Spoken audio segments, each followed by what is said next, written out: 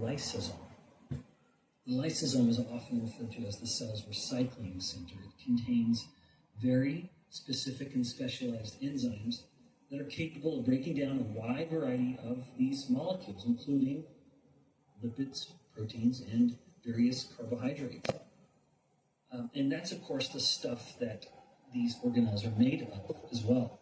Now, by degrading the damaged or unnecessary components within the cell, the lysosomes play a very important role in maintaining the health of the cell. And then, as I noted earlier, once the lysosome has engulfed this organelle and kind of targeted it for destruction or breakdown, it will then give back those building blocks to the rest of the cell. That's why I used the word recycle.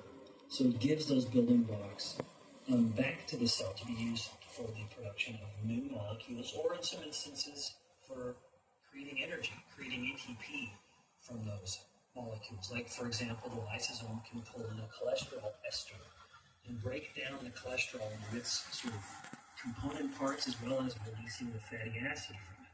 And that fatty acid can go and be used for energy. Now, suffice it to say, all of this is simply to help this cell survive and work well. Now, so what? So autophagy is a fundamental principle in cell biology, but what about the broader context of physiology?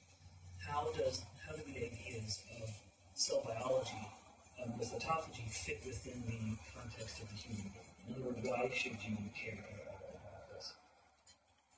Well, some of it's becoming already clear. There are a handful of functions where autophagy plays an important part, like, for example, cellular quality control.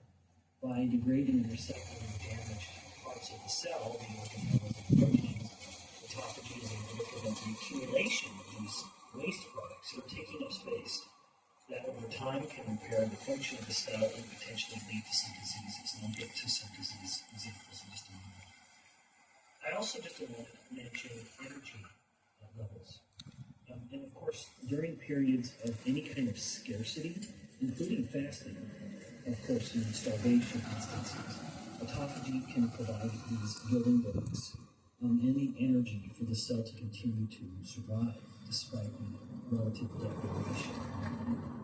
Now, importantly, I mentioned that you can break down molecules to not only get bigger molecules, to not only get amino acids recycled to synthesize new things or be used for energy. Some amino acids are energetic, if you will, or can feed into the citrate cycle and be used to generate ATP.